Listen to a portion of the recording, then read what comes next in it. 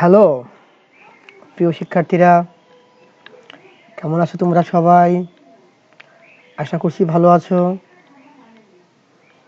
বাসায় বসে বসে নিশ্চয়ই পড়াশোনাগুলো নিয়মিত করে যাচ্ছ।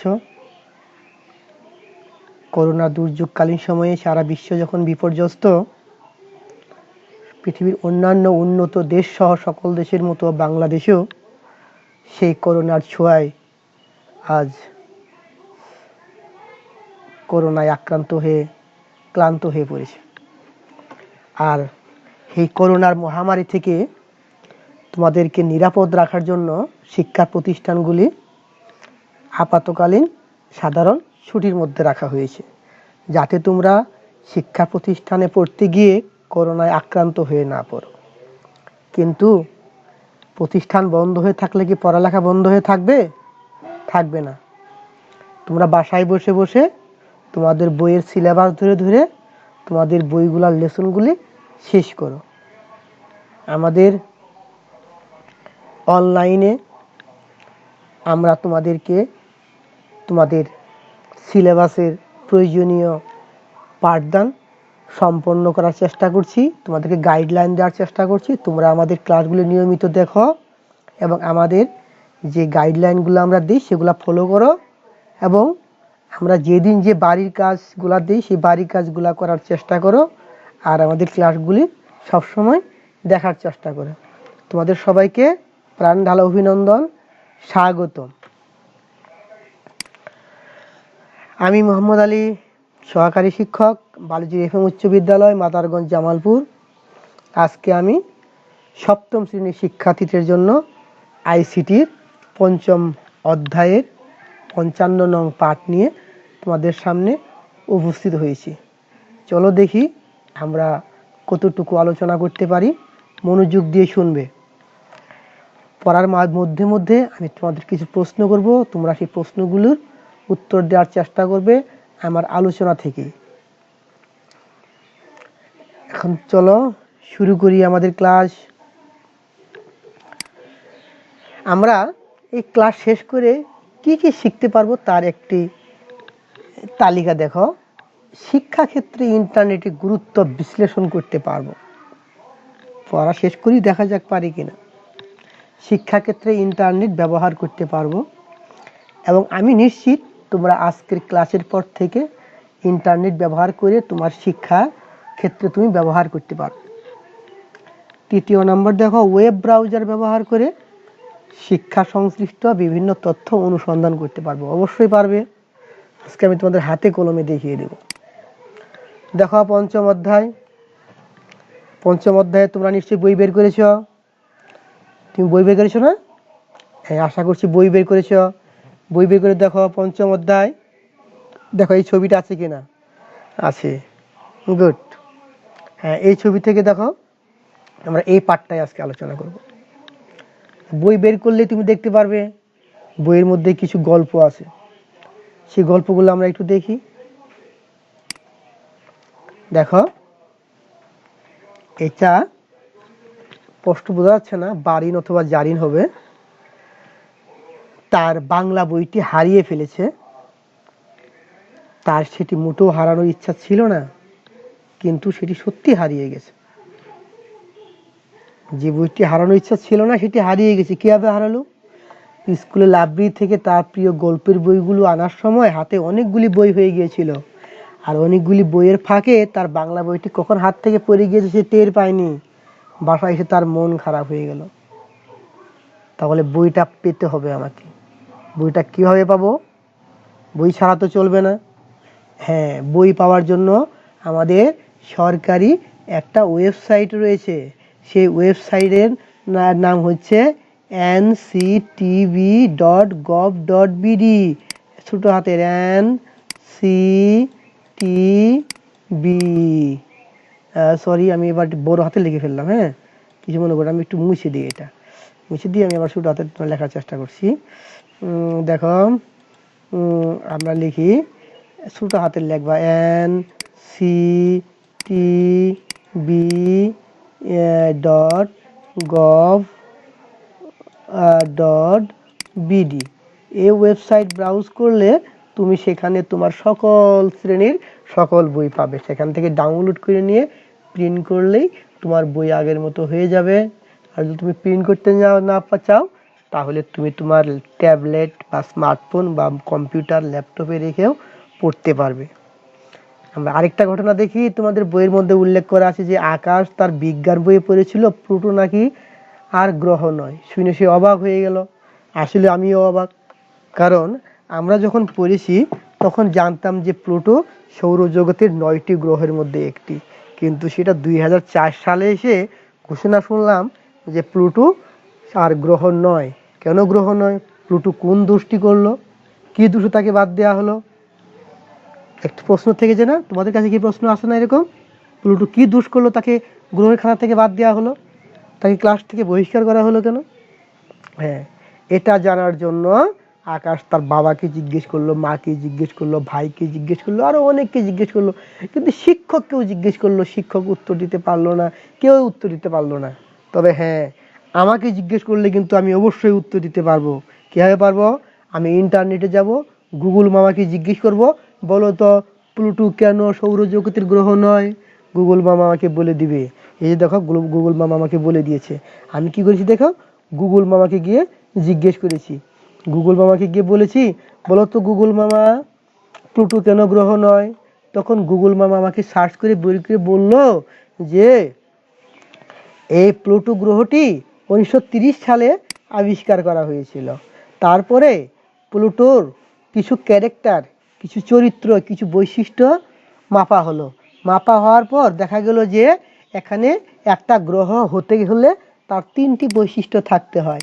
এই যে এই 3টি বৈশিষ্ট্য দেখো, 1 সূর্যকে কেন্দ্র করে ঘুরতে হবে, 2 যথেষ্ট পরিমাণে ভর থাকতে হবে যেন তার অভিকর্ষীয় শক্তির মাধ্যমে নিজেকে গোলাকার আকার ধারণ করাতে পারে, 3য় নম্বর হলো কক্ষপথে ঘোরার সময় তার আশেপাশে শক্তিশালী প্রভাব থাকতে হবে যেন তার আশেপাশে অবস্থিত ঘোরার বাধা সৃষ্টিকারী বস্তু সমূহ দূর হয়ে যায়। এখন দেখা গেল যে প্লুটো যে বৈশিষ্ট্যগুলি ধারণ করে তার মধ্যে শুধুমাত্র এই ক্যারেক্টারটা আছে, আর এই 2টা ক্যারেক্টার তার ক্যারেক্টারের মধ্যে পড়ে না। ফলে গ্রহ হিসেবে যে 3টি বৈশিষ্ট্য থাকতে হবে তার মধ্যে 2টি বৈশিষ্ট্য না থাকার কারণে প্লুটোকে গ্রহের তালিকা থেকে বাদ দিয়ে দেওয়া হয়েছে। দেখেছ? এই যে আমি কিন্তু তোমাদের উত্তরটা দিয়ে দিলাম। ঠিক আছে, এখন চলো আমরা আরেকটা গল্প দিয়ে দেখি কি বলছে।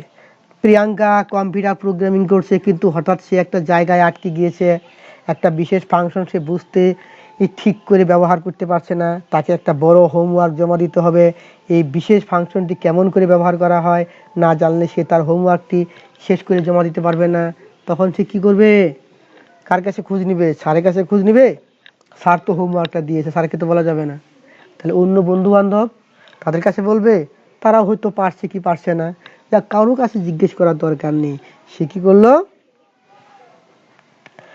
কম্পিউটারে ল্যাঙ্গুয়েজ ফোরামে সে এই প্রশ্নটা করে রাখলো। ল্যাঙ্গুয়েজ ফোরাম মানে আমাদের ইন্টারনেট জগতে অনেক সংস্থার অনেক ওয়েবসাইট রয়েছে, ওইরকম কম্পিউটার ল্যাঙ্গুয়েজ ফোরামের একটা ওয়েবসাইট রয়েছে। ওখানে কেউ যদি কম্পিউটার ল্যাঙ্গুয়েজ নিয়ে কোনো কাজ করতে গিয়ে আটকে যায়, সেখানে যদি সেই সমস্যাটা লিখে দেয়, তাহলে খুব দ্রুত সময়ের মধ্যে যে এই সমস্যাটার সমাধান জানে সে কমেন্ট বক্সে তার উত্তরটা লিখে দেয়, এবং এভাবেই সে তার উত্তর জেনে নিল। দেখেছ? আচ্ছা, আরেকটা গল্প দেখো। রতন ইংরেজি পরীক্ষা দিবে। সে বেশ কয়েকদিন থেকে ইংরেজি পড়ে আসছে, কিন্তু ঠিক বুঝতে পারছে না তার পড়াশোনা যথেষ্ট হয়েছে কিনা, আরো জানার দরকার কিনা। তাই সে এটা বলবে কিভাবে, সে খুব ভালো জানে। বন্ধুর সাথে কথা বলছিল একদিন। বন্ধু বলল, তুই অনলাইনে একবার পরীক্ষা দিয়ে দেখিস না তোর কেমন শিখা হয়েছে। রতন জিজ্ঞেস করলো, অনলাইনে পরীক্ষা দেওয়া যায়? বন্ধু বলল, অবশ্যই। তারপর অনলাইনে ঢুকে, অনলাইনে অনেক ওয়েবসাইট রয়েছে যারা বিভিন্ন স্তরের বিসিএস থেকে শুরু করে একদম 1 2 3 4 5 6 7 8 9 10 11 12 বিভিন্ন ক্লাসের জন্য বিভিন্ন ক্লাস টেস্ট রেডি করে রেখেছে। তুমি সেখানে গিয়ে সদস্য হতে পারো, সদস্য না হয়েও অনলাইনে বিভিন্ন পরীক্ষায় অংশগ্রহণ করা যায়। এছাড়াও তোমরা যে বিভিন্ন প্রকাশনীর গাইড বইগুলো ফলো করো, তার মধ্যে লেকচার পাবলিকেশন এবং পাঞ্জিরি পাবলিকেশনের ওয়েবসাইটে এরকম বিষয়ভিত্তিক পরীক্ষা দেওয়ার একটা সিস্টেম রয়েছে, সেখানে গিয়ে পরীক্ষা দিলে তুমি বুঝতে পারবে ওই বিষয়ের উপরে তুমি কতটুকু দক্ষতা অর্জন করেছো। ঠিক আছে, আরেকটি গল্প দেখো। শুক্লা ইউনিভার্সিটিতে ফাইবার অপটিক পড়ায়। তার যেহেতু বয়স কম তাই অভিজ্ঞতাও কম। সবসময় মনে মনে ভাবে আমার যদি কোনো অভিজ্ঞ শিক্ষকের সাথে পরিচয় থাকতো তাহলে সে আরো ভালো কিছু শিখে ভালো কিছু শিখাতে পারতো। একদিন ইন্টারনেটে খুব একটা বড় বিশ্ববিদ্যালয়ের ওয়েবসাইটে খোঁজাখুঁজি করতে করতে সে আবিষ্কার করলো এই তার বিষয় ফাইবার অপটিক্সের পুরো কোর্সের লেকচার নোট সেখানে রয়েছে। একজন অনেক বড় প্রফেসর কোর্সটি সেই বিশ্ববিদ্যালয়ের সাথে পড়িয়েছেন। সেগুলো সাথে সাথে কোর্স ডাউনলোড করে নিল, আর এটা দেখে সে তার যত দুর্বলতা ছিল সেগুলো সে কাটিয়ে উঠলো এবং আত্মবিশ্বাস নিয়ে ক্লাসে পড়াতে পেরেছিল। তাহলে তো এই সব কিছু সম্ভব হয়েছে কি কারণে বলো তো? ইন্টারনেটের কারণে। ইন্টারনেটে তুমি যদি যাও, গিয়ে দেখবা অজস্র কোর্স রয়েছে অনলাইনে, অজস্র কোর্স করা যায়, অনেক কিছু শেখা যায়, অনেক কিছু জানা যায়, অনেক কিছু বোঝা যায়, ভালো জিনিস পাওয়া যায়, মন্দ জিনিস পাওয়া যায়। হ্যাঁ, তুমি যেহেতু একজন স্টুডেন্ট, তুমি অবশ্যই ভালো জিনিস গ্রহণ করবে এবং ভালো কিছু শিখবে। তাহলে আমরা এই যে এইটুকু দেখলাম, এইটুকুর মধ্যে আমরা দেখলাম যে যে কোনো শিক্ষার্থীর যে কোনো সমস্যার জন্য সে অনলাইনে ঢুমেট মারতে পারে। অনলাইনে ঢু মেরে সে গুগলে বিভিন্ন বিষয় লিখে দিলে সেই বিষয় সংশ্লিষ্ট সমস্যার সমাধান এবং ওই বিষয়ের উপরে তৈরিকৃত ওয়েবসাইট, এবং সেই ওয়েবসাইটে ঢুকলে এখানে বিভিন্ন ভালো ভালো অনেক উন্নত মানের অনেক জানা অনেক খুবই ব্রিলিয়ান্ট শিট পাওয়া যায় ডাউনলোড করে নেওয়ার জন্য। বুঝতে পেরেছো না? আচ্ছা, দেখো তোমাদের এই বইয়ের মধ্যে তোমরা দেখো এখানে কিছু এই যে আমি গল্পগুলো তোমাদের সাথে শেয়ার করলাম। এখানে দেখো ফাইবার অপটিক্স, প্লুটো। আমরা এই যে প্লুটো এই বিষয়টা কিন্তু তোমাদের সাথে আলোচনা করলাম। প্লুটোর আসলে 3টি বৈশিষ্ট্য লাগে একটা গ্রহ হতে হলে। সেই প্লুটোর মধ্যে 3টি বৈশিষ্ট্য নেই, মাত্র একটি বৈশিষ্ট্য রয়েছে, ফলে সে তাকে গ্রহের তালিকা থেকে বাদ দেওয়া হয়েছে। আর অপটিক্যাল ফাইবারটা কি বা ফাইবার অপটিক্স কি? ফাইবার অপটিক্সটা কি আমি তোমাকে বলে আমি বোঝাতে পারবো না। আমি তোমাদেরকে লাইভে নিয়ে যাব।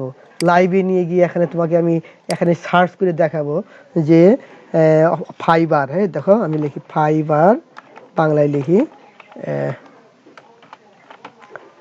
ফাইবার অপটিক্স কি? ফাইবার অপটিক্স কি? দেখো ছবি দেখা যাচ্ছে, ছবি দেখতে পাচ্ছ অসংখ্য তার দেখা যাচ্ছে, তাই না? এ তার, শুধু তার। হ্যাঁ, ফাইবার অপটিক্স হলো এক প্রকারের তার। সেই তারটা কি রকম? কাচের মতো স্বচ্ছ এক ধরনের তার, কাচের মতো স্বচ্ছ। এখানে সবই দেখো এগুলো কাচের মতো স্বচ্ছ তার। এর কাচের মতো স্বচ্ছ এই জন্য যে কাচের ভিতর দিয়ে আলো খুব দ্রুত প্রবাহিত হয়ে যেতে পারে, আর এই কাচের মধ্য দিয়ে আমাদের তথ্য খুব দ্রুত যেতে পারে বলেই এই ধারণাটা নিয়ে আসা হয়েছে। হ্যাঁ, দেখো এই যে আমি তোমাদেরকে খুব স্বচ্ছভাবে দেখা যায় যেটা, সেটাই দেখাচ্ছি। দেখো এখানে, দেখো এখানে এগুলো অপটিক্স, ফাইবার অপটিক্স। এগুলা এই ফাইবার অপটিক্স, এটার মধ্যে অনেকগুলো ফাইবার অপটিক্স তার এটার মধ্যে সংযুক্ত করা রয়েছে। দেখো তারপরে ফাইবার অপটিক্স লাগানোর আগে মাথায় এরকম সকেট লাগাতে হয়। সকেট না লাগালে আটকাবো কীভাবে? তো ছিঁড়ে যাবে, খুলে যাবে, তাই না? ফাইবার অপটিক্স, এগুলো হচ্ছে ফাইবার অপটিক্স। হ্যাঁ, আচ্ছা, আশা করি বুঝতে পেরেছো। হ্যাঁ, ফাইবার অপটিক্স কাচের মতো স্বচ্ছ এক ধরনের তার, যার ভিতর দিয়ে আলোর গতিতে তথ্য যাতায়াত করতে পারবে, ফলে আমাদের তথ্য পৃথিবীর এক প্রান্ত থেকে আর এক প্রান্তে খুব দ্রুত গতিতে যেতে পারবে।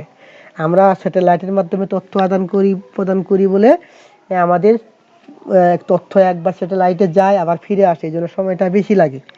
আর যদি আমরা স্যাটেলাইটে না পাঠিয়ে যদি এই অপটিক ফাইবারের মধ্যে ফাইবার অপটিক্সের মাধ্যমে যদি তথ্য আদান প্রদান করি, তাহলে আমাকে আর এই স্যাটেলাইটে যেতে হবে না, আসতে হবে না, সরাসরি এক দেশ থেকে আরেক দেশে চলে যাবে। তারপরে দেখো আমরা আরেকটা বিষয় এখন আলোচনা করি, অ্যাস্ট্রোফিজিক্স। অ্যাস্ট্রোফিজিক্স, এটা হচ্ছে অ্যাস্ট্রোফিজিক্স। অ্যাস্ট্রোফিজিক্স কি? এটা আসলে আমিও I don't know it very well, so I am searching it here. What is কি বললাম? অ্যাস্ট্রোফিজিক্স। অ্যাস্ট্রোফিজিক্স, অ্যাস্ট্রোফিজিক্স ও ফিজিক্স, ফিজিক্সটা কীভাবে লেখে, এটা জিক্স, অ্যাস্ট্রোফিজিক্স কি হবে কিনা, আমি এটা লিখে দেখি কি অবস্থা, বানানটা ঠিক আছে কিনা। দেখো অ্যাস্ট্রোফিজিক্স আমি লিখে দিয়েছি, আমার অ্যাস্ট্রোফিজিক্সটা অ্যাস্ট্রোফিজিক্স অ্যাস্ট্রোফিজিক্সটা মূলত এটাই হবে, অ্যাস্ট্রোফিজিক্স, এই যে বানানটা একটু আইডা ওয়াই হয়ে যাবে। আচ্ছা, অ্যাস্ট্রোফিজিক্স কি, এটা হলো মহাকাশ গবেষণা। হ্যাঁ, মহাকাশ গবেষণা, মহাকাশের যে গ্রহ উপগ্রহ নক্ষত্র নিয়ে, যেটা আমরা যদি এখানে অলে ক্লিক করি আমাকে এটা সম্পর্কে বিস্তারিত দিয়ে দিবে। আর আমি যদি এটা ইংলিশে লিখেছি দেখে ইংলিশে এসেছে, আমরা যদি এটা বাংলায় লিখি দেখো, হ্যাঁ, অ্যাস্ট্রোফিজিক্স কি, বাংলায় লিখেছি দেখো, বাংলায় সার্চ করলে বাংলায় আসবে। হ্যাঁ, আগে কিন্তু এরকম আসতো না, এই এখন ইংলিশে আসছে, বাংলায় আসছে। জ্যোতি, এই যে অ্যাস্ট্রোফিজিক্স হচ্ছে জ্যোতির্বিজ্ঞান, অর্থাৎ মহাকাশ নিয়ে যে গবেষণা, মহাকাশ যে বিজ্ঞান, মহাকাশে যে বিজ্ঞান রয়েছে, সেই মহাকাশ বিজ্ঞান, মহাকাশ কীভাবে গঠিত হয়েছে, মহাকাশে কি কি আছে, কোথায় কি আছে, কোনটা কীভাবে চলে, কার গঠন কীরকম, কি দিয়ে কি গঠিত, এইসব নিয়ে যে বিজ্ঞান গঠিত সেটাকে বলা হয় জ্যোতির্বিজ্ঞান। এখানে তুমি জ্যোতির্বিজ্ঞান নিয়ে এখানে তোমার প্রয়োজনীয় সব কিছু এখান থেকে পড়ে নিতে পারো।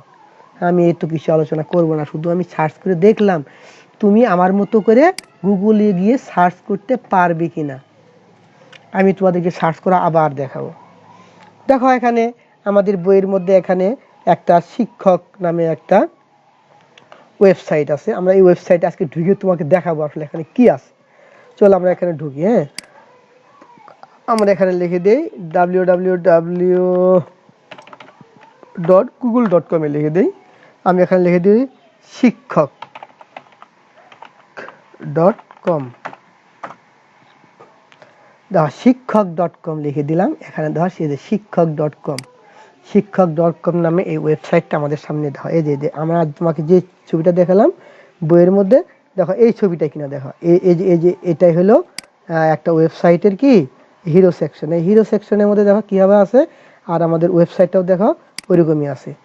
এখানে তুমি অনেক কিছু শিখতে পারবে। দেখো এইচএসসির IELTS করা, এখানে এইচএসসি রসায়ন, ইংলিশ, টেক্সট, রিডিং, আমাদের কথা, শিক্ষক হতে চান ইত্যাদি, এগুলো অনেক কোর্স রয়েছে, তুমি এগুলো পড়ে পড়ে অনেক কিছু শিখতে পারবে এখানে। ঠিক আছে, আমরা আরেকটা দেখি যার পরে কি রয়েছে। এখানে রয়েছে আরও জাতীয় বিশ্ববিদ্যালয়ের একটা ওয়েবসাইট রয়েছে।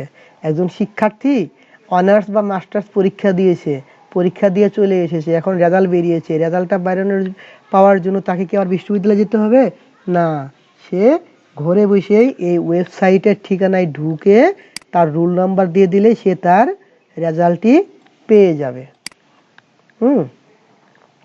তারপরে দেখো এখানে কিছু নতুন জিনিস, ভার্চুয়াল ক্লাসরুম।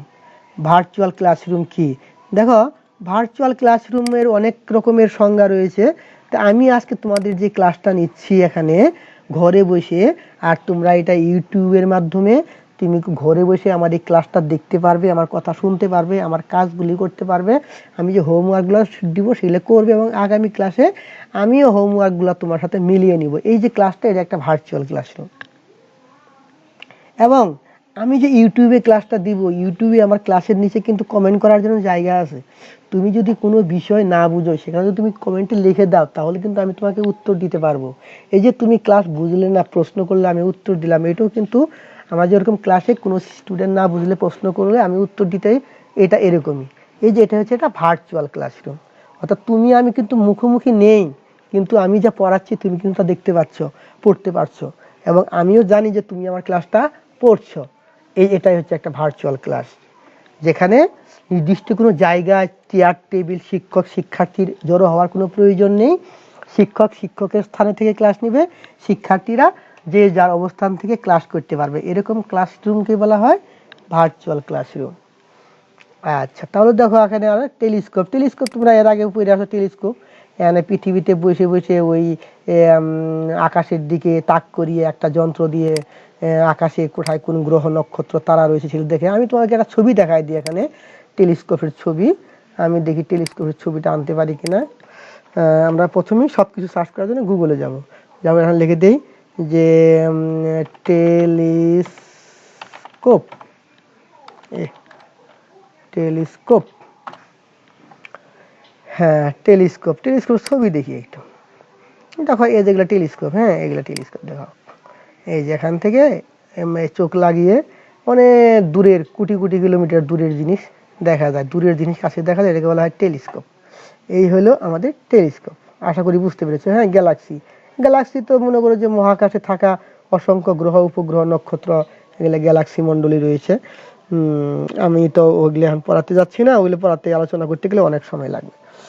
যাই হোক, আমি আজকে এত দূর আর যাবো না, আমি এই দুইটা লেসনকে কেন্দ্র করে আমি তোমাদের সাথে কথা বলছি। এই লেসনের মধ্যে আরো অনেক খুঁটিনাটি বিষয় রয়েছে, এগুলো তোমাকে পড়তে হবে। তাহলে আমরা যে শিখন ফল দিয়েছিলাম, এগুলো আমরা পারলাম কিনা। শিক্ষাক্ষেত্রে ইন্টারনেটের গুরুত্ব বলো তো দেখি। শিক্ষাক্ষেত্রে যে আমরা ইন্টারনেটকে কিভাবে গুরুত্ব দিয়ে থাকি, বা আমরা শিক্ষাক্ষেত্রে ইন্টারনেট আমাদের কিভাবে গুরুত্বপূর্ণ ভূমিকা পালন করে রাখছে। হ্যাঁ, ইন্টারনেটের কারণে শিক্ষার্থীরা যে কোনো পরিস্থিতিতে ঘরে বসে শিক্ষা গ্রহণ করতে পারছে, বাইরে না বেরিয়েও। গুড, একটা পয়েন্ট। আমি পয়েন্টগুলো লিখি, হ্যাঁ লিখি, আমি পয়েন্টগুলো লিখি, আমি পয়েন্টগুলো লিখছি এখানে, দেখি।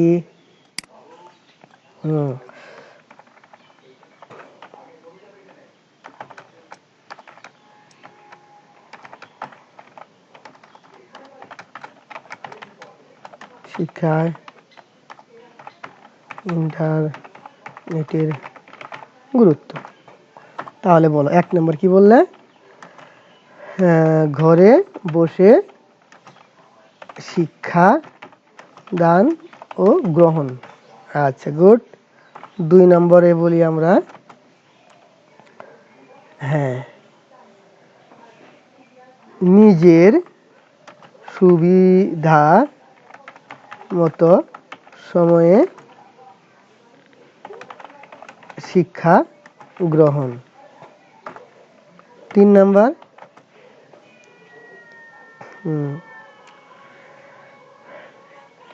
ইন্টারনেট থেকে যে কোনো অজানা তথ্য কি সার্চ করে জানা যায়। 4 নম্বর,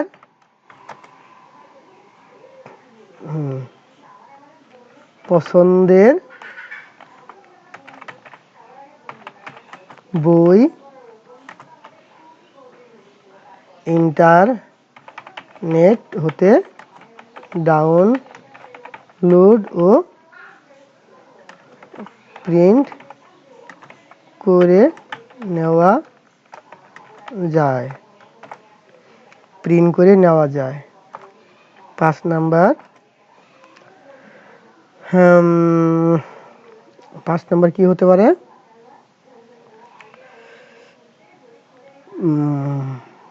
বলো 5 নম্বর।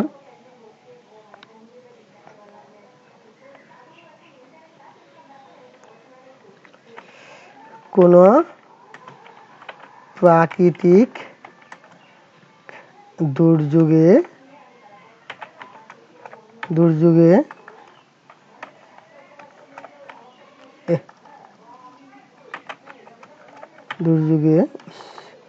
আমি একটু অক্ষরটাকে একটু ফন্টটাকে একটু চেঞ্জ করে নিই।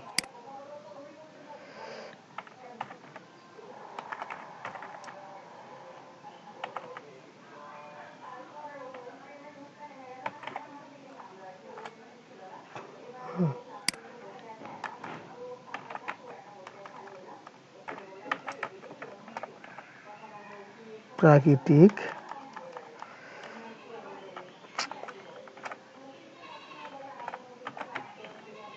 তত হলো না,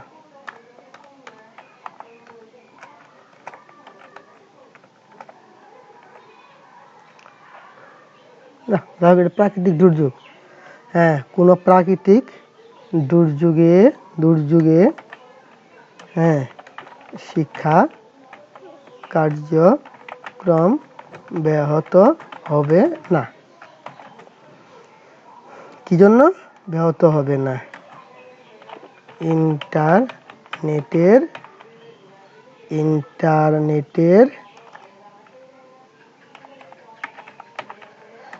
আশীর্বাদে।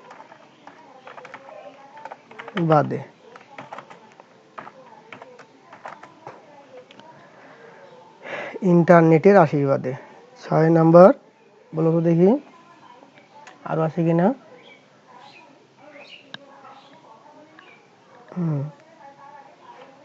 হ্যাঁ, আরো অনেক কিছু আছে। হ্যাঁ, আরো অনেক কিছু আছে, তোমরা এগুলা খুঁজে খুঁজে বের করে নিয়ে লিখবা। তারপরে আমরা আবার যাই, এই যে শিক্ষায় ইন্টারনেট ব্যবহার করতে পারবা। এখন দেখো শিক্ষায় তোমরা ইন্টারনেট ব্যবহার করতে পারবে কিনা। এই যে আমি এতক্ষণ যে আলোচনা করলাম, তোমরা যে কোনো তথ্য ইন্টারনেট থেকে সংগ্রহ করে ব্যবহার করতে পারবে কিনা। এখন একটা প্রতিষ্ঠানে শিক্ষার্থীর রেজিস্ট্রেশন করা, ফর্ম ফিল আপ করা, ক্লাস নেওয়া এবং শিক্ষার্থীর রেজাল্ট তৈরি করা, শিক্ষার্থীর আইডি তৈরি করা, রেজাল্ট অ্যাডমিট কার্ড বের করা, সব কিছুই কার্যক্রমই এখন ইন্টারনেটের মাধ্যমে হয়ে থাকে। এখন এই করোনা মহামারীর কারণে এখন নতুন একটা জিনিস শুরু হয়েছে, সেটা হচ্ছে কি ভার্চুয়াল ক্লাস।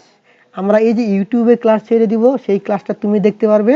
এছাড়াও আমরা কিন্তু সরাসরিও ক্লাস নিতে পারি, এটাও আজকে আমি তোমাদের দেখাই দিব। দেখো আমি তোমাদের দেখাচ্ছি, একটা ওয়েবসাইট আছে zoom.us। এই zoom.us এর মাধ্যমে তুমি এখানে এখানে এখানে দেখো, এখানে অনেকগুলি অপশন আছে। আমি যদি তোমার ক্লাসটা নিতে চাই, তাহলে তোমাকে আমি একটা আইডি নাম্বার দিয়ে দিব। সেই আইডি নাম্বারে এই ওয়েবসাইটে ক্লিক করার পরে এই জয়েন মিটিংয়ে ঢুকে ক্লিক করে এই এখানে তুমি আইডি নাম্বারটা শুধু দিয়ে দিবা।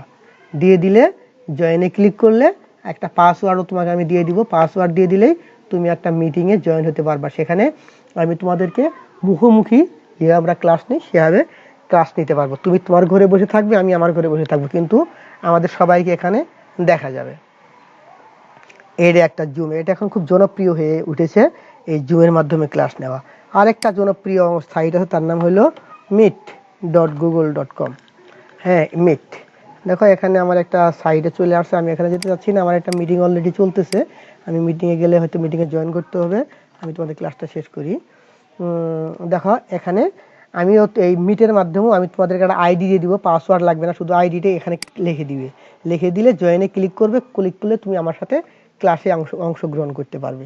এখানে দেখো একটা ছবি দেখা যাচ্ছে, এভাবেই তোমাদেরকে আমি এভাবে দেখতে পারবো, আমাকে তোমরা দেখতে পারবে, এবং তোমার সাথে অন্য অন্য যারা শিক্ষার্থী রয়েছে তাদেরকেও তুমি দেখতে পারবা। এইভাবে এখন ভার্চুয়াল ক্লাসের আবির্ভাব হয়েছে। এটা খুব জনপ্রিয় হয়ে যাচ্ছে এবং ভবিষ্যতে আরও জনপ্রিয় হবে। আমরা ইনশাআল্লাহ ভবিষ্যতে এইভাবে ক্লাস নেওয়ার জন্য চেষ্টা করব, তোমাদেরকে এইসব ক্লাসে লিঙ্ক আপ করার জন্য। এখন আসো আমরা ওয়েবসাইট ব্রাউজ করে বিভিন্ন শিক্ষামূলক ওয়েবসাইট ব্রাউজ করে তথ্য সংগ্রহ করা। এটা আমি অলরেডি তোমাদের দেখাই দিয়েছি যে আমরা প্রথমে আমি এটাকে সম্পূর্ণরূপে ক্লোজ করে দিই। এটা সম্পূর্ণরূপে ক্লোজ করে দিলাম। ক্লোজ করে দেওয়ার পরে দেখো আমি প্রথমে আমরা ইন্টারনেটে ঢোকার জন্য আমরা ক্লাস 6-এ দেখেছি যে ওয়েবসাইট ব্রাউজার সফটওয়্যারের মধ্যে ক্লিক করতে হয়। ক্লিক করে আমাদের ব্রাউজার সফটওয়্যার এখানে ঠিকানা লিখতে হয়। হ্যাঁ, আমরা প্রথমে গুগলে যাব। গুগলে গিয়ে আমরা যে কোনো জিনিস যেটা আমরা জানতে চাই সেটা এখানে লিখে দিব। এখানে যে কোনো বিষয় লিখে দিব। হ্যাঁ, লিখে দিলে আমরা যদি এখন লিখে দেই, কি লিখে দেই, দেখো ভার্চুয়াল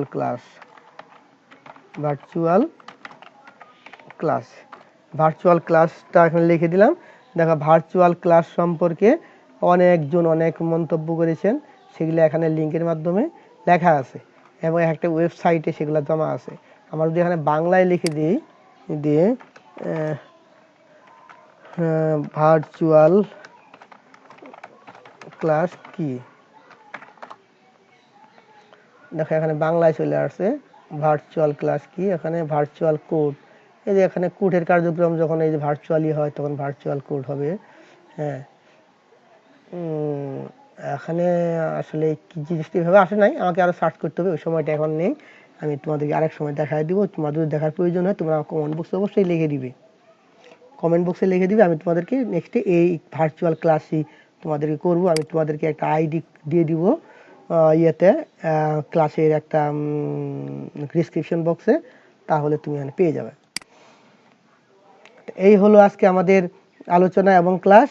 আশা করছি তোমরা ক্লাস করে খুব এনজয় করছো, এবং আমাদের ভবিষ্যতে আমরা আবার তোমাদের ক্লাস নিয়ে আসবো। তো তোমাদের জন্য আমার কিছু হোমওয়ার্ক দেওয়া থাকবে। হোমওয়ার্কটা কি? হোমওয়ার্কগুলো তোমরা খাতা কলম নিয়ে রাখছো না? খাতা কলমে তোমরা হোমওয়ার্কটা আজকে লিখে নাও।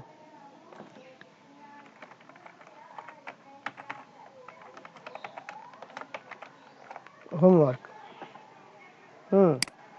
হোমওয়ার্ক আমরা এখানে হোমওয়ার্কটা কি দিব এখানে লিখছি। হোমওয়ার্কটা হচ্ছে যে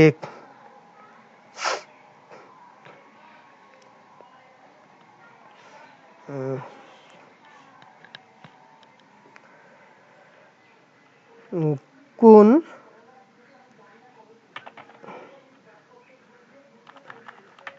যে কোনো 5টি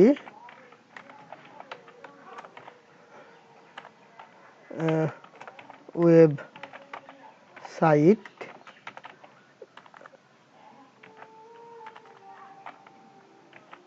ব্রাউজ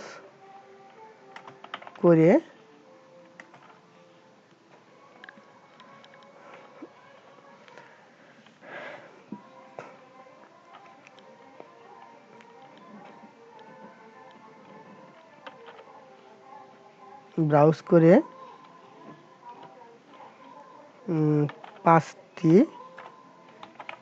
পাঁচটি তথ্য সংগ্রহ করে আগামী ক্লাসে জমা দিবে।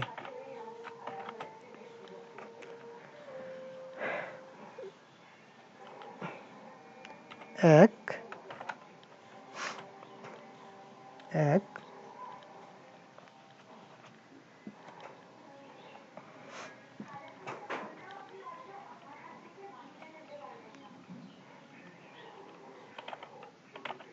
উইকিপিডিয়া কি?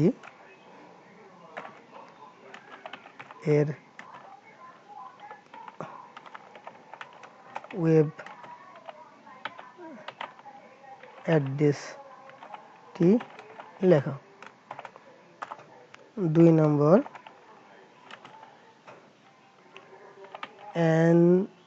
এনসিটিবি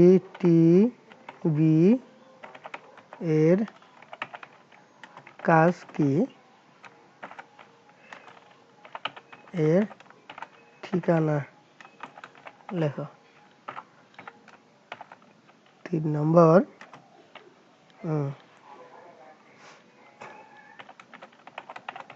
শিক্ষক বাতায়ন কি? ঠিকানা লেখো। 4 নম্বর,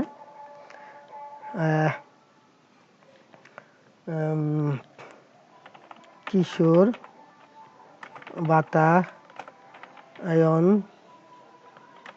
এর ঠিকানা লেখো। 5 নম্বর,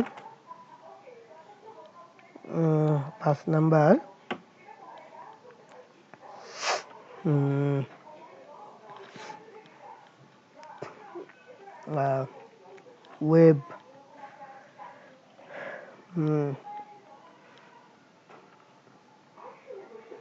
বাংলাদেশ